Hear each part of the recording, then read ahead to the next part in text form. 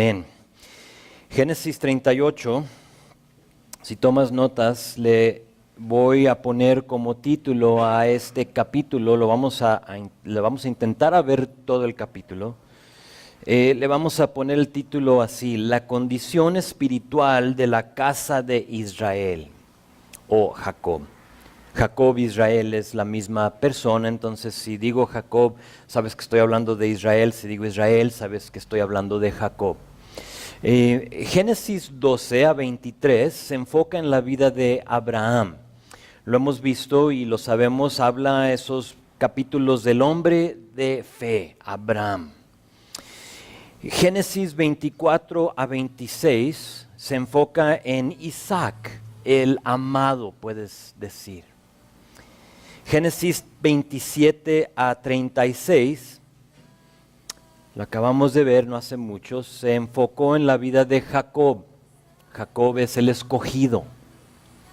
Y Génesis 37 a 50 viene siendo el enfoque de la vida de José, el que sufrió. El que sufrió. Hay muchas paralelas entre Jesús y José. Y así le ponemos, el que sufrió. La vida de José fue una de sufrimiento e injusticias, pero, ¿sabes? Dios lo permitió. Dios permitió que José pase por todas esas cosas, esos sufrimientos y esas injusticias. Dios tenía un plan, igual a José, Dios tiene un plan para tu vida. No dejes que el enemigo te engañe. Dios tiene un plan perfecto para ti. Nos hemos dado cuenta que José realmente no merecía lo que estaba viviendo. Él no había hecho nada. Él, se puede decir, era un hombre justo. Pero Dios lo permitió para, aquí les va, para cumplir un mayor propósito. Y en medio de esta historia, de esta injusticia, de este sufrimiento de José, por lo que estamos por ver, hay un paréntesis, capítulo 38. Y capítulo 38 es una historia, como acabo de orar, es una historia muy difícil, muy pesada, muy fea, se puede decir. Es una historia que quizás vas a preguntar: ¿y por qué está eso en la Biblia? O sea, ¿por qué de todas las cosas tuvieron que incluir esto? Va a parecer, sabiendo lo que terminamos de ver en capítulo 37, donde venden sus hermanos de José a José y se lo llevan los ismaelitas a Egipto, y luego empieza esto, vas a decir: oye, es como que está fuera de orden este capítulo, ¿no? ¿Qué está pasando? Vas a pensar que Moisés, el que escribió este libro, como que se le fueron las cabras al monte, ¿no? Como que, oye, sí, ¿qué onda con Moisés? Yo pienso, a lo mejor estaba ahí tomándose un cafecito y se para por el refil, ¿no? Y que regresa a escribir y de repente, se me olvidó esto, y empieza a escribir, y parece ser eso, pero no lo es. Al concluir les voy a decir por qué es que está este capítulo exactamente en el lugar perfecto en la Biblia. No es un error, no es algo que Moisés hizo sin ser inspirado por Dios, sino que les voy a mostrar al final por qué es que esto está exactamente donde debe de estar. Así es que con eso en mente, vamos a ver, no esperes oír de José hoy, porque no se trata de José hoy, sino que se trata de uno de sus hermanos, Judá. ¿Sí? Y empieza versículo 1 así, véanlo conmigo. Dice: aconteció en aquel tiempo que Judá se apartó de sus hermanos y se fue a un varón adulamita que se llamaba Hira. Paramos ahí para recordar que Judá es uno de los 12 hijos de Israel, de Jacob. Judá fue un hijo de Lea. la hermana de Raquel, una de las 4 esposas de Jacob. Judá también fue el que sugirió que en lugar de, si recuerdan, de matar a José, que lo vendieran a los ismaelitas que iban rumbo a Egipto. Él ahí en lo que están decidiendo en capítulo 37 le dice a sus hermanos, no nos aprovecha nada que lo matemos. Dice, mejor vamos a venderlo. Y los demás se someten a ese plan y venden a José. Quizá ese remordimiento, esa convicción le llevó a, como dice aquí, apartarse de sus hermanos.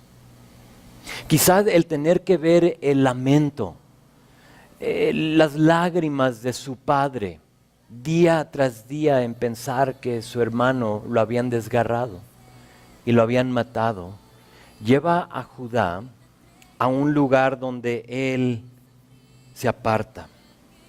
No sabemos, realmente la palabra no nos dice, pero esto sí sé.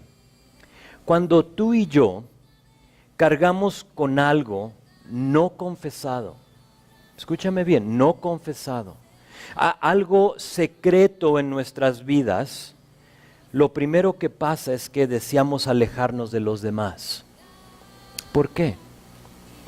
Porque te entra ese remordimiento. Te entra esa convicción del Espíritu, donde tú estás escondiendo algo y en ese momento realmente tenemos 2 opciones.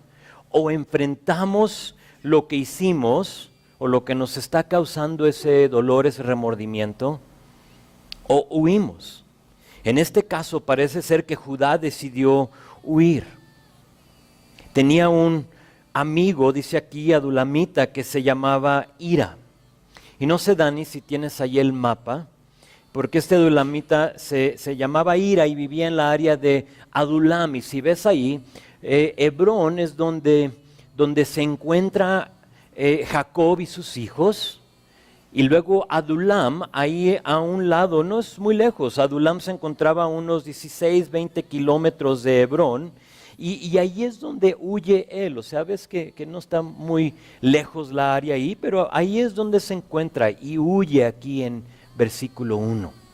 Versículo 2 dice, y vio ahí Judá, la hija de un hombre cananeo, el cual se llamaba Súa, y la tomó y se llegó a ella. Y ella concibió y dio a luz un hijo y llamó su nombre Concibió otra vez y le dio luz a un hijo y llamó su nombre Onán. Y volvió a concebir y le dio luz a un hijo y llamó su nombre Sela. Y estaba en Kesib cuando lo dio a luz. Si recuerdan, Abraham había mandado a su siervo por una mujer de la parentela para Isaac, ¿recuerdan? Dice, regresa a Harán y escoge a una mujer. Ahí Dios te va a mostrar a una mujer para mi hijo Isaac. ¿Para qué? Para que él no tome a una mujer cananea. Isaac y Rebeca mandaron a Jacob, si recuerdan, a Harán, mayormente para huir de su hermano que lo quería matar, pero también ella dice para que no se case con una mujer de Canaán. Y aquí vemos que Judá hace todo lo contrario, ¿verdad? Él en lugar de huir y buscar por lo que él había visto, ha sido su ejemplo, él huye y ya estando alejado de su familia, de su padre, se puede decir de Dios, se encuentra haciendo exactamente eso, hace lo contrario a lo que debería de hacer. Y para nosotros tenemos que reconocer que alejados de Dios y cercanos al mundo, tarde que temprano vamos a tomar malas decisiones. Vamos a tomar malas decisiones. ¿Por qué? Porque esta es la guía. Esto es lo que te dice qué hacer y cómo es seguir a Dios. Entonces, si tú decides abandonar a esto, tarde que temprano vas a estar tomando malas decisiones.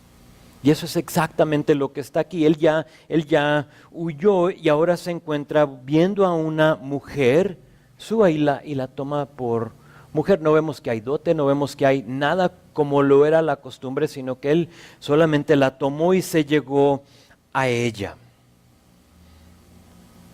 Se casa con una cananea y ella le da 3 hijos, Onán y Sela. Se pone más interesante la historia, vean, verso 6. Después, Judá tomó mujer para su primogénito la cual se llamaba Tamar. Esta no es la misma Tamar que es la hija del rey David, mismo nombre, diferente persona. Y el primogénito de Judá, fue malo ante los ojos de Jehová y le quitó Jehová la vida. Chis, ¿qué está pasando? Estamos por ver en estos versículos muchas cosas que eran la costumbre en este tiempo. Aquí tenemos una de esas cosas. Los padres estaban muy involucrados en la decisión de la pareja de su hijo y su hija. Y creo que como padres suena bonito, ¿no? Dices, yo eso quiero. Yo prefiero decidir cuál va a ser la esposa de mi hijo o el esposo de mi hija. Yo sé mejor que él. Cásate con esa muchacha y tú la escoges. Y sin duda tenía sus beneficios, creo, en que los padres puedan escoger a la persona y nosotros ya de más grandes a veces sabemos mejor que nuestros hijos menores. Mi hijo tiene 19 años y él ya tiene a su novia, su comprometida y está por casarse este año. Y gracias a Dios creo que escogió bien, pero cuando tenía 15 años, porque a ver si no escucha él esto, pero desde muy chico él se quería casar, desde muy chico, 10 años, a lo mejor menos. Como que eso ha sido algo que él ha querido hacer. Entonces, han habido otras muchachas que él había dicho, esta es, y digo yo, esa no es. Pero parece ser que esta vez ha escogido bien y aunque pueda tener sus beneficios, con frecuencia, cuando lo hacían de esta forma y de esta manera, no había amor. Y por lo tanto, el matrimonio era una miseria. ¿Sí? Y era lo que estaba pasando aquí. No nos dice que era una miseria, pero Judá aquí toma una mujer para solo que, fíjate lo que dice, era malo y Dios le quitó la vida. A mí me enseñaron que donde la Biblia es silencia, donde la Biblia no habla, que yo debería de hacer lo mismo. Entonces aquí la Biblia no nos dice por qué lo mató, así es que hay que no teorizar, ¿verdad? Porque ¿de qué nos sirve? Es que hizo esto, es que hizo lo otro. Realmente no sabemos. No sabemos por qué. Lo único que podemos saber es que este joven, según la justicia, no sabemos cuántos años tiene, pero este joven, según la justicia de Dios, mereció ser eliminado y Dios lo hizo. No sabemos por qué. Sería bueno no saber para no cometer ese mismo error. O sea, Señor, no quiero que me elimines, pero no sabemos. Solo podemos confiar que Dios es un Dios de justicia, amén. Y hubo razón. Dios vio su situación, vio su vida, lo que estaba sucediendo, lo que estaba haciendo y dice, no va a funcionar y le quita la vida. Así es que no nos dice qué hizo para merecer muerte, pero de su hermano, de él sí sabemos un poco más. Y él va a ser juzgado de la misma manera. Vean verso 8.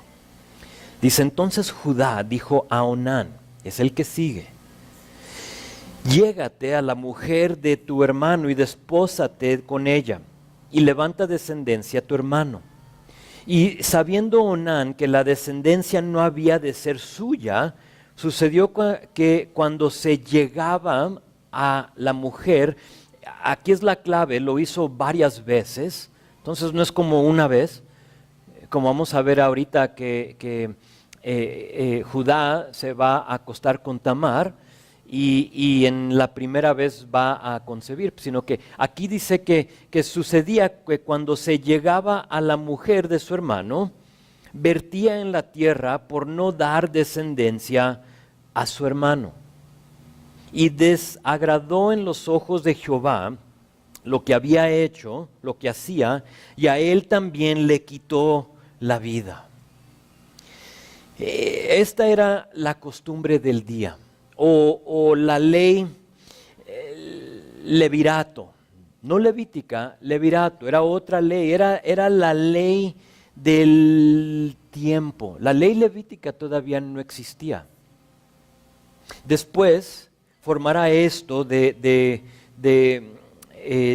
primer versículo ahí que leímos, donde el hermano, el que queda, tiene que darle herencia a su hermano si no tuvo hijos.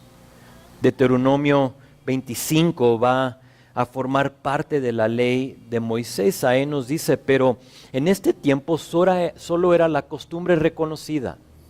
¿Sí? Su objetivo, porque dices, pues, ¿por qué? O sea, no entiendo, ¿por qué manda Judá a su hijo a que se llegue a la mujer de su hermano? Pues ahí te dice, para que levante descendencia a su hermano. El objetivo era evitar la extinción de cualquier línea de descendencia. Era una cuestión de gran importancia genealógica en estos días. Entonces era importante. Si tú te casabas con una mujer y por una tragedia o lo que sucediera, moriste, si no le diste hijos a tu esposa, entonces tu hermano, gracias a Dios que eso ya no sucede, pero tu hermano tenía la responsabilidad de darle herencia a esa mujer. Pero no solo eso, sino que la idea era de asegurarse que la acumulación de bienes o de inmuebles no quedara en pocas manos, sino que si Tamar no tenía un varón, todo lo de su esposo, se iría a su hermano menor, en este caso Onán. Entonces ella se quedaría sin nada. No se oye como algo justo, pero era la ley, era lo que sucedía. Esto permitía que nadie acumulara todo mientras que otros quedaran pobres. Entonces, por lo tanto, llégate a la esposa de tu hermano.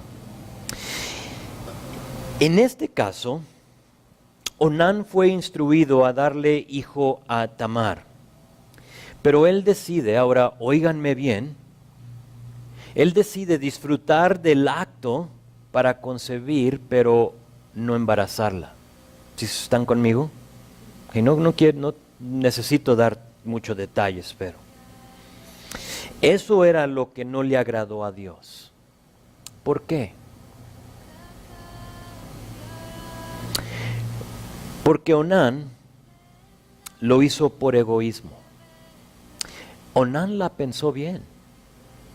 Onán dijo esto, si yo le doy hijo a Tamar, entonces la primogenitura será de ese niño y no mía. ¿Sí están conmigo? Y por lo tanto, él no la embarazaba. Él era el que seguía para recibir la herencia. Y por lo tanto tuvo que ser eliminado. No obedeció a la ley del mundo en ese entonces. Ahora, algunos, y lo tengo que notar, porque se toma este texto fuera de contexto, pero algunos usan este texto para decir que Dios no permite el uso de anticonceptivos o el control de la natalidad. Dicen, no, es que aquí está diciendo, por lo que hizo este hombre, Dios no acepta eso. No malentiendas. Si a ti te han enseñado eso, te han enseñado erróneamente. Eso no fue el problema que Dios tuvo con Onán. Se puede decir que Onán abusó de Tamar para su satisfacción y no cumplió con lo que se le había instruido y por lo tanto Dios le quitó la vida. Eso es algo totalmente diferente a el uso de anticonceptivos. Ahora, si tú tienes esa convicción, entonces no los uses. Pero la Biblia realmente es totalmente silencia en ese caso. No habla, no vas a encontrar. Quizás alguien te diga, aquí está, no lo es. Te acabo de explicar la razón, pero no lo es. Ahora, si es tu convicción, entonces no lo hagas. Pero no se vale que de este púlpito yo imponga lo que yo siento o lo que sea una convicción personal, que no lo es para mí, pero si fuera, decir, no, nadie puede usar esas cosas. Es un abuso de este púlpito. No dice la palabra eso. Y por lo tanto no lo voy a decir. Tú ora y tú, cuando nosotros damos consejería prematrimonial, tocamos ese tema y les decimos exactamente eso. Tú ora, ustedes oren y lo que Dios les diga, ustedes eso hagan, porque la Biblia no te dice. Así es que eso está pasando. Ya son dos hermanos, dos hijos de Judá y solo le queda uno más, Selá. Ahora fíjate lo que pasa, verso 11. Y Judá dijo a Tamar su nuera, quédate viuda, se me hace chistoso, quédate viuda en casa de tu padre hasta que crezca Sela mi hijo. Porque dijo, no sea que muera él también con sus hermanos. Y se fue Tamar y estuvo en casa de su padre.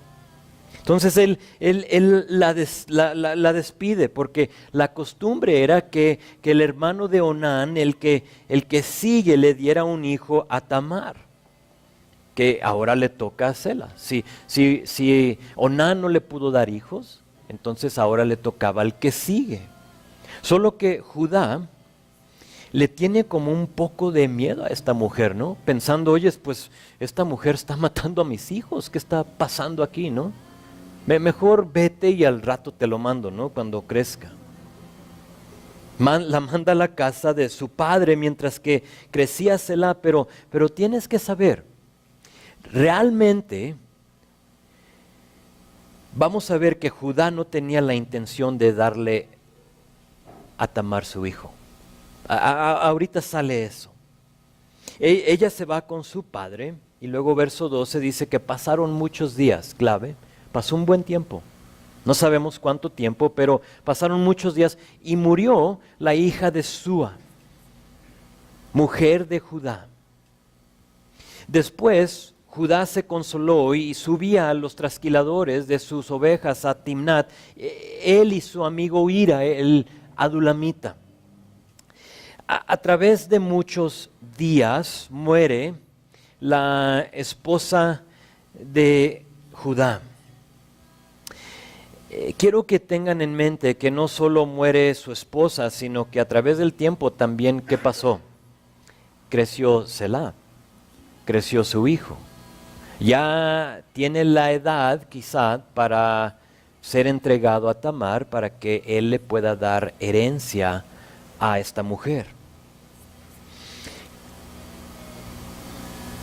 Judá debería de haber hecho eso, darle a Tamar a su hijo Selá para que le diera descendencia.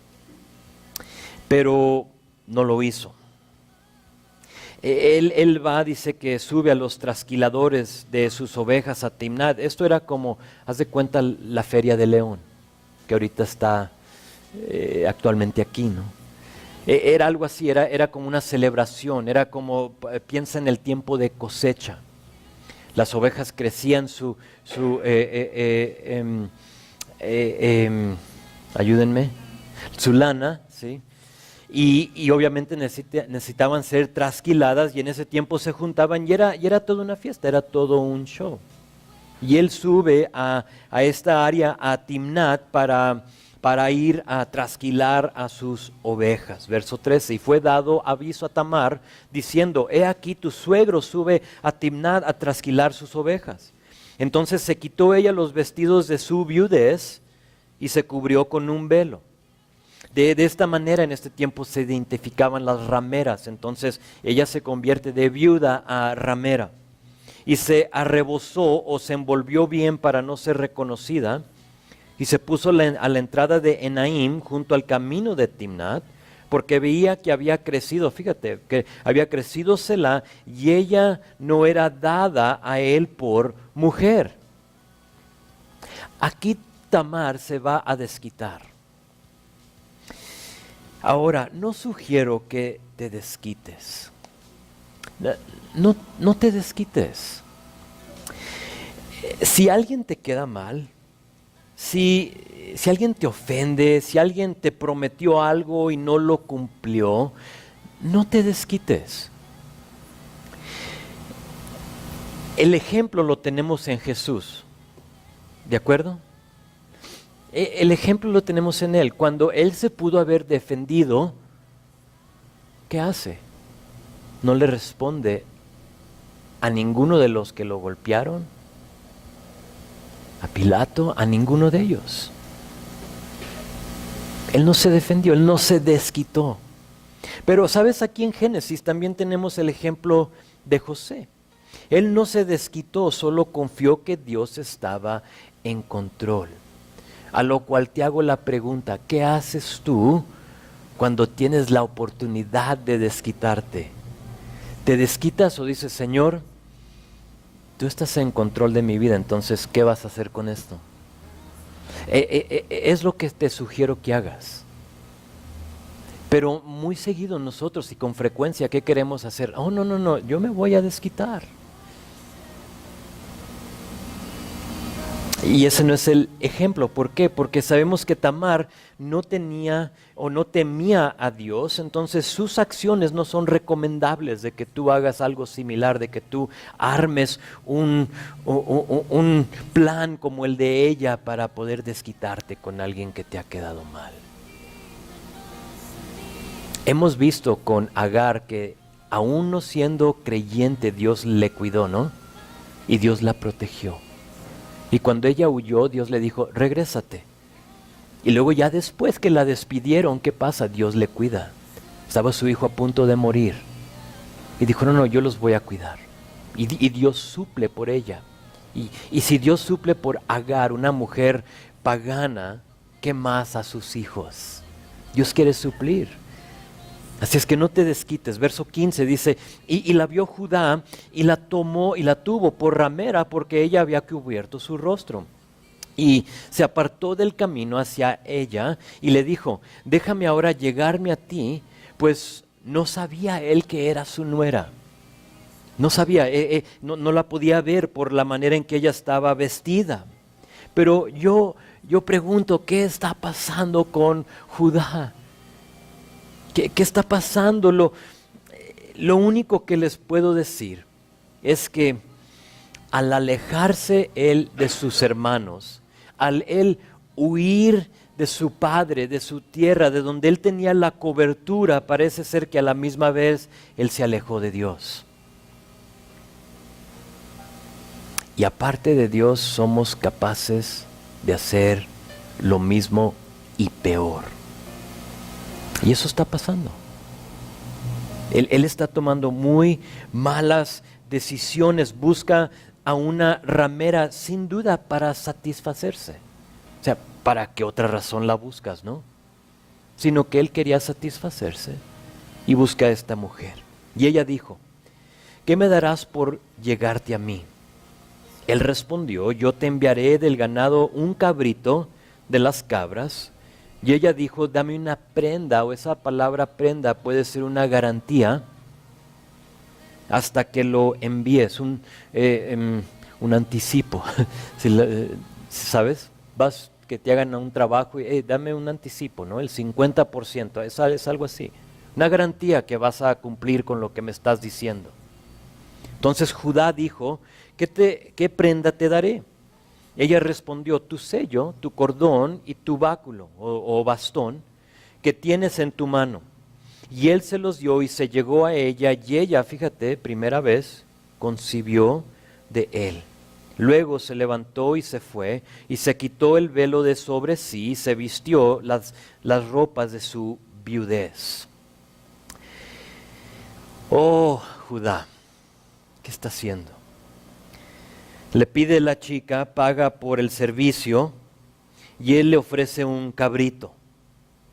Ahora, yo no sé si eso era suficiente o si Judá es codo, ¿no? Y dice, pues, un cabrito te doy.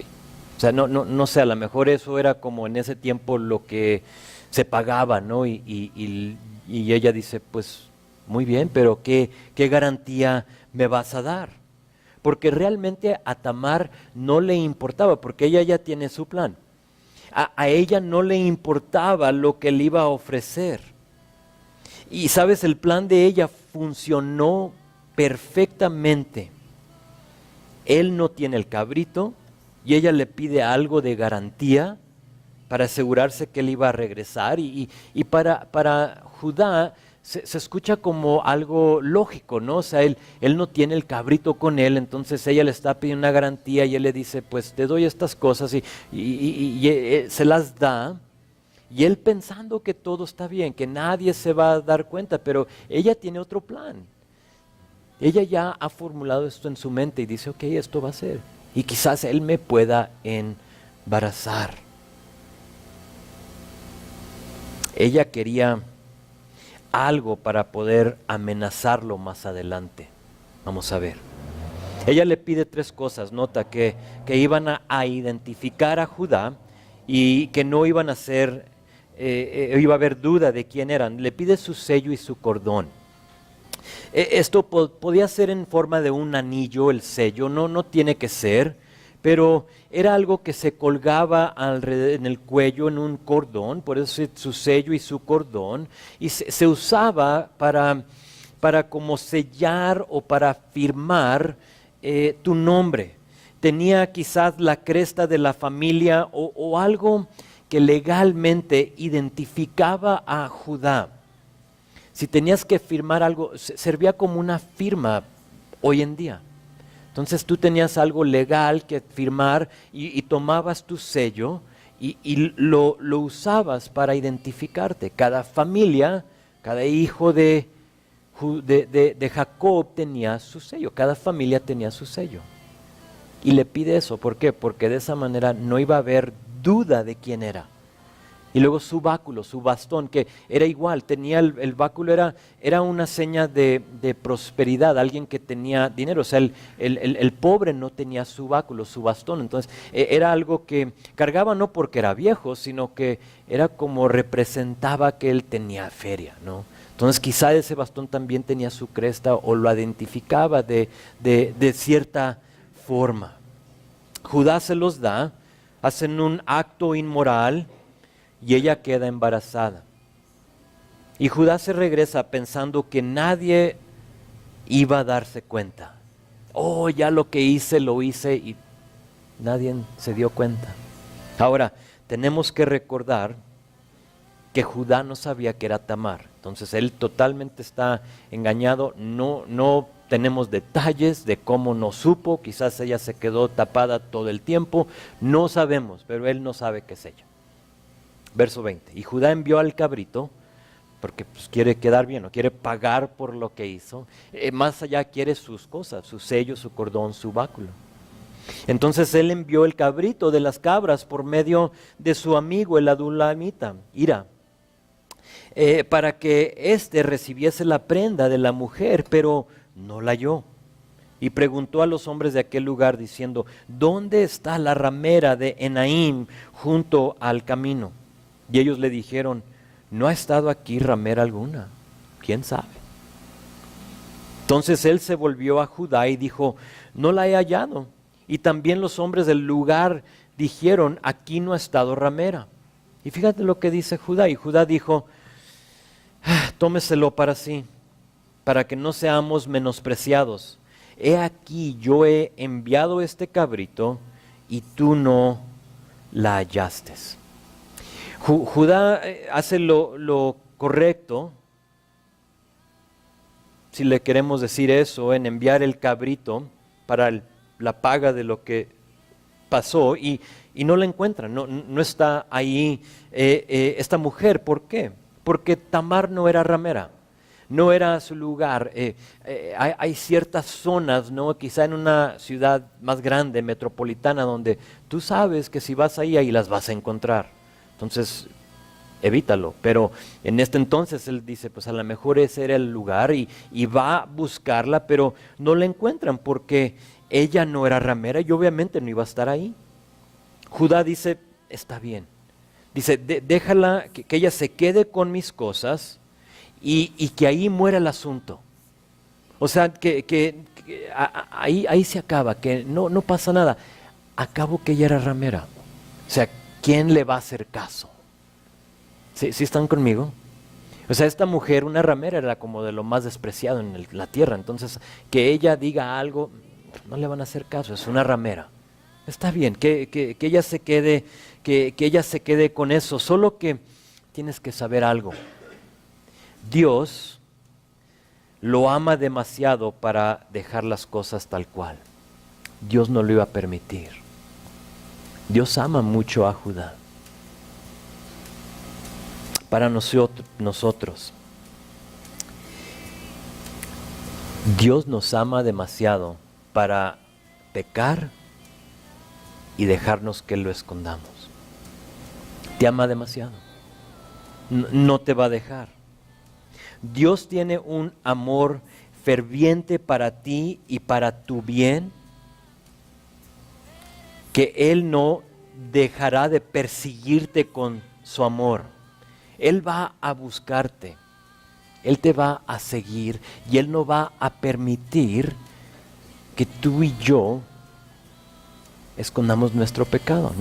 O sea, no te va a dejar. A veces duele y le llamamos la disciplina de Dios. Dios no castiga, pero Dios sí disciplina a los que Él ama. Y a veces duele cuando Dios nos disciplina y saca ese pecado. Y a veces es humillante. Pero es el amor de Dios para sus hijos. Él te ama demasiado para dejar que las cosas queden tal cual. Vean lo que permite Dios en la vida de Judá, verso 24. Sucedió que al cabo de unos 3 meses fue dado aviso a Judá diciendo, Tamar tu nuera ha fornicado y ciertamente está encinta a causa de las fornicaciones. Y Judá dijo, sacadla y sea quemada. Es interesante cómo es que nuestro pecado se ve más feo en otras personas, ¿verdad? Piénsalo. Judá había fornicado. Judá había actuado mal. Y aquí él dice, quémenla. Y suele suceder así con nosotros. Nosotros hemos hecho algo y vemos que alguien hace lo mismo y decimos quémenlo. O quizá no literalmente, pero lo exponemos, ¿no? Y decimos, mira lo que hizo aquel hermano y qué está pasando, mientras que en nuestro corazón estamos igual de podridos.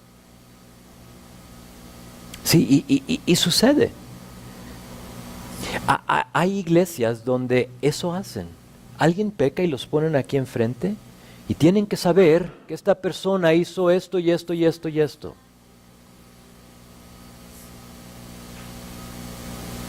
Solo porque ese pecado se ve un poco más feo que el del pastor.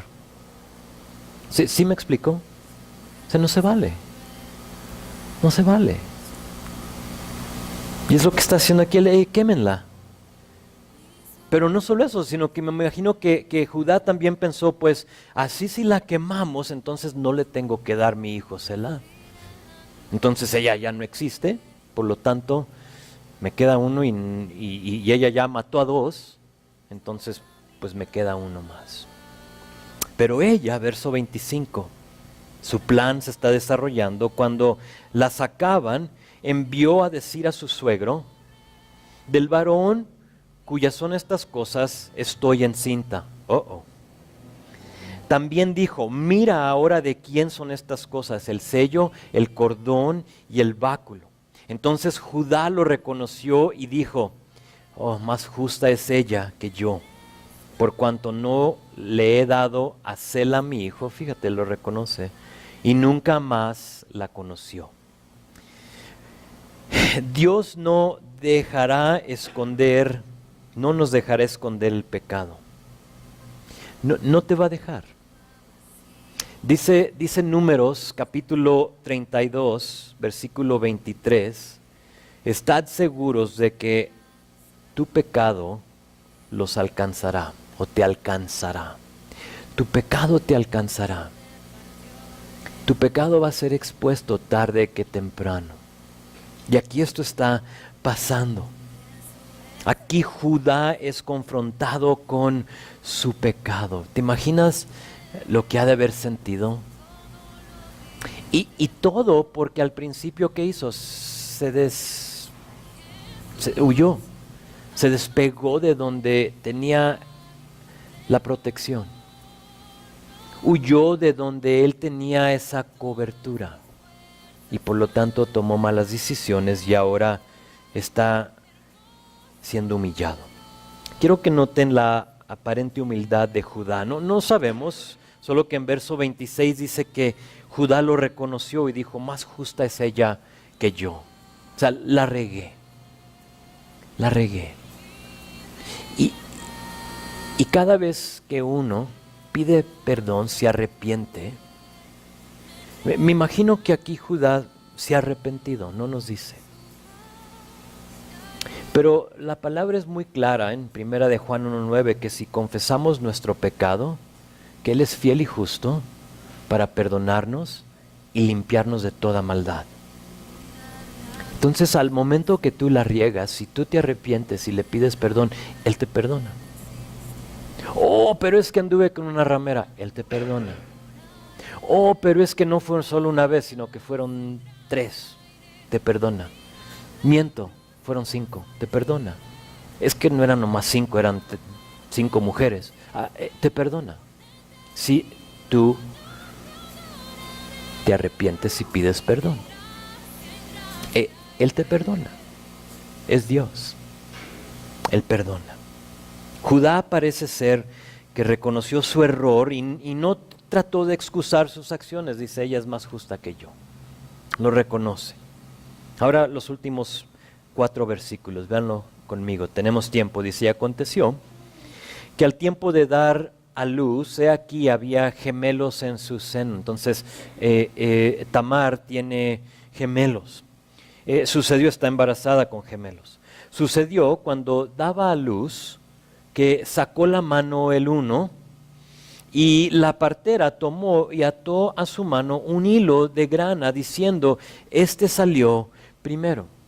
Si había gemelos, para saber cuál era el primogénito, cuando salía el primero, la costumbre era que lo señalaban de una forma y en este entonces pues usaron un hilo de grana o de carmesí, de rojo se puede decir, de escarlata.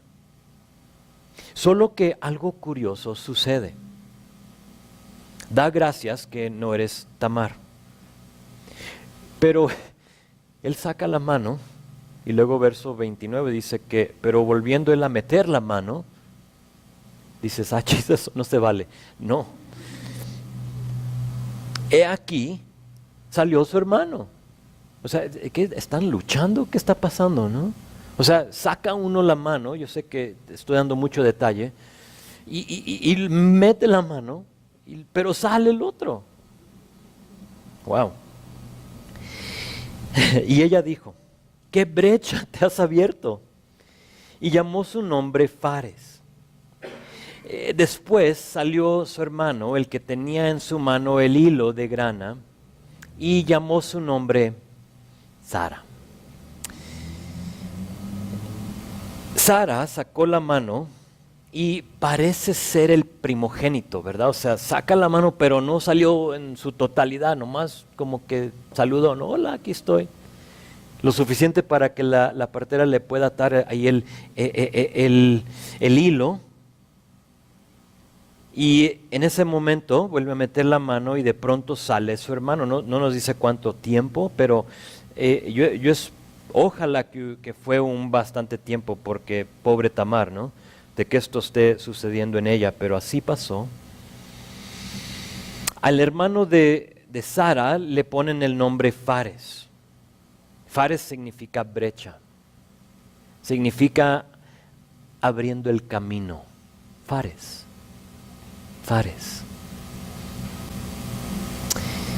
Fares formará parte del linaje de Jesús.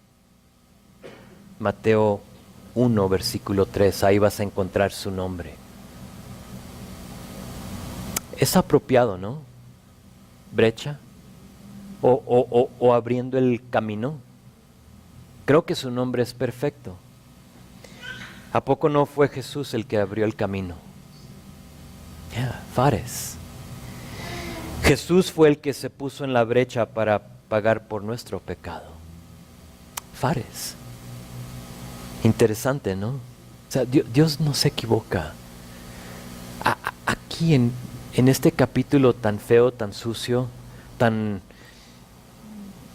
tanta drama que estamos viendo aquí, y vemos a Jesús, Fares. Le vamos a poner Fares, brecha, el que abrió el camino. Vamos a concluir con lo que les dije al principio que les iba a decir. ¿Por qué es que este capítulo está exactamente donde debe de estar? Aunque parece ser que está fuera de lugar. Creo yo que son 3 razones. La primera es que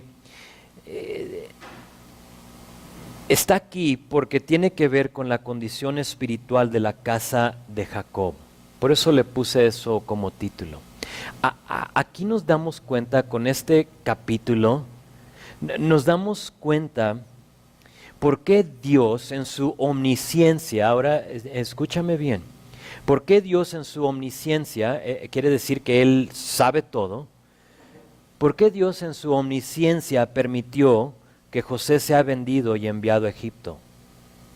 La casa de Jacob se iba a autodestruir sin alguien que la rescate. Estaba en muy mal condición la casa de Jacob. No sé si recuerdas. Los hijos de Jacob, especialmente los más grandes, fueron creados en Harán, en la tierra de su tío Labán, ¿recuerdan? Ahí es donde trabajaba Jacob, y ahí es donde ellos nacieron, y ahí es donde ellos fueron criados, y por lo tanto fueron criados en un ambiente pagano, en un ambiente donde ellos absorbieron muchas ideas y costumbres paganas. Pero sabes, Judá no era el único de los hijos de Jacob que andaba mal. Leví y Simeón, si recuerdan, fueron los que mataron a todos los de Siquem. Se desquitaron por lo que le habían hecho a su hermana. Andaban mal. No sé si recuerdas, en capítulo 35, Rubén, el primogénito, pierde su primogenitura, lo vamos a ver más adelante en Génesis, porque se había acostado con Bilha, una de las esposas de su padre. Esta familia era una familia disfuncional. Era una familia que necesitaba ser rescatada. Este capítulo está puesto perfectamente aquí para decirnos que Dios se fija en todo y que Dios, por su amor, ordena las cosas para cumplir su propósito a pesar de nuestra necedad. Y dice, José, a ti te vamos a tener que enviar a Egipto. ¿Por qué? Para rescatar esta familia, porque de ahí viene el Mesías. Y por lo tanto, en medio de la historia, al principio de la historia, de José, tenemos este paréntesis para decirnos, mira la condición de la casa de Israel. La segunda cosa tiene que ver con nuestra necesidad de Jesucristo. Este capítulo nos muestra que Romanos 7:18 es verdad. Romanos 7:18 dice, en mí, esto es en mi carne, no mora el bien. No mora el bien. Y por lo tanto la necesidad de ¿qué? De un Salvador. Si en nosotros no mora el bien, entonces no somos capaces de salvarnos y por lo tanto necesitamos a un Salvador, a Jesucristo. Estos hijos de Isaac de Jacob, tuvieron a Isaac, a su abuelo, a su alcance. Ellos pudieron pasar tiempo con su abuelo y haberse sentado con él y haberle hecho preguntas como, ¿qué se sintió cuando estabas sobre la leña del holocausto, abuelo? Y cuando tu padre estuvo allí con el cuchillo listo para sacrificarte, ¿qué se sentía? Cuando Dios interrumpió el sacrificio y oíste bramar al carnero, bramar.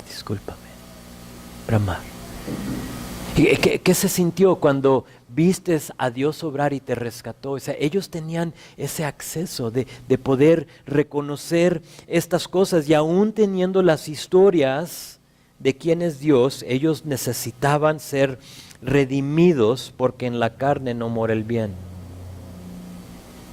Y a veces decimos, si Dios se me muestra y me habla audiblemente, entonces voy a obedecerle con todo mi corazón. Y no es verdad. Necesitamos un Salvador. Capítulo 38 nos lo confirma, pero la tercera cosa y la última cosa es para mostrarnos el linaje de Jesucristo. Jesús es el león del tribu de Judá. Dices, ¿de veras? ¿De Judá? ¿De este hombre? De Judá. ¿Por qué no escoger a José? Bueno, no se oye tan chido, ¿verdad? El león del tribu de José. Como que no me gusta. Pero no tiene que ver con cómo se escucha. Yo hubiera escogido a José, yo lo estimo mucho. José era un hombre recto delante de Dios, ¿verdad? Lo vamos a ver. Y yo hubiera escogido a un hombre recto para darnos al Mesías. Pero no, y les digo por qué. El hecho de que fue Judá nos muestra que nuestra salvación fue por gracia y no por un mérito. No por un mérito. Sería muy fácil decir, pues José fue justo, no se desvió y yo tengo que hacer lo mismo. ¿Sí estás conmigo? Y luego decimos, híjole, el estándar está tan alto y yo no soy como José, yo la riego. Cuando la esposa de Potifar vino a mí, yo en lugar de huir, mejor me uní. Entonces no puedo, no es eso para mí, la salvación no es para mí, pero te das cuenta quién es Judá y dices, ok, yo califico. Reconocemos que es por gracia. Dios escoge a Judá para que nos podamos identificar con él. Dios incluye a las personas disfuncionales e imperfectas en el linaje de Jesús, como Abraham, como Isaac, como Jacob, como Judá, como Tamar. Aquí a esta mujer que engañó forma parte del linaje de Jesús. Y si no era eso suficiente, escoge a una verdadera ramera, Rahab. Después la veremos. ¿Sabes que Rahab forma parte del linaje de Jesús? Una ramera. ¿Para qué? Para que la prostituta que entre algún día a la iglesia diga, yo también califico. Ok. Si ella forma, entonces yo también. Aquí encuentro perdón. Ruth, una moabita. Para que podamos decir, también el mexicano puede ser salvo. No solo el israelita. No fue algo exclusivo para el hebreo, sino que fue para ¿qué? Para todo aquel que cree. Para todos, una moabita, David, Salomón, hombres que sabemos fueron imperfectos. Dios lo hizo de esa manera para mostrarnos que tú y yo podemos formar parte de ese linaje si lo deseamos. Más allá, última cosa, nos muestra que la justicia y la dignidad de Jesucristo fue propia y no por su descendencia. Sí, eso es importante. Jesucristo es justo y perfecto, pero no porque vino de una familia noble y rica y perfecta, sino que Él es justo porque fue Dios encarnado, enviado al mundo para corregir lo que el pecado destruyó, porque es 100% Dios y 100% hombre. Y para que tú y yo no podamos decir, pues es que yo no vengo del linaje correcto, entonces no lo puedo recibir. Creo que si el hombre hubiera escrito la Biblia y decidido qué incluir en ella, hubiéramos dejado fuera capítulo 38, ¿no? Decir, nada, suena muy feo. Está muy pesado ese capítulo, hay mucha imperfección, hay muchas cosas malas en ella, pero esta historia está colocada exactamente donde debe de estar. Eso nos confirma que Dios lo hizo. Amén. Dios lo inspiró. Y cuando lleguemos a capítulo 39, la próxima semana, vas a ver que la historia va ahí, o sea, no es algo ajeno, sino que va en línea con el resto de la historia de José. Así es que la próxima semana regresamos a la historia de José en Egipto, pero por hoy vamos a orar.